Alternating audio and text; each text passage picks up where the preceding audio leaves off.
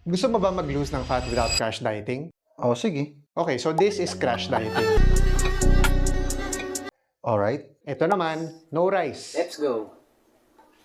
Technically, gumagana sila for fat loss. Okay. Now this is calorie tracking, which is being mindful and objective sa nutrition. Okay, so anong point mo? If you want to lose fat and keep it off, you need to be tracking your calories. In fact, sa lahat ng coaching clients ko, we focused on learning how to track calories while still enjoying the foods they like to eat. So, paano yun? Step number 1, you have to know your maintenance calories. You can use this calorie calculator I created para malaman mo kung ilang calories ba dapat yung kinakain mo on a daily basis. Just comment the word calories. Tapos, Step number 2, track for 2 weeks. You can download food logging apps like MyFitnessPal, Fitbit, and MacroFactor to help you track your target calories. anong susunod? Step number 3, monitor with weight logs. Monitor mo rin yung weight logs mo for 2 weeks and then from there, increase or decrease your calories. Pero syempre, make sure na nag-workout ka rin and you recover properly. Saan mo natutunan yan? I follow Coach Martin. He talks about fat loss education.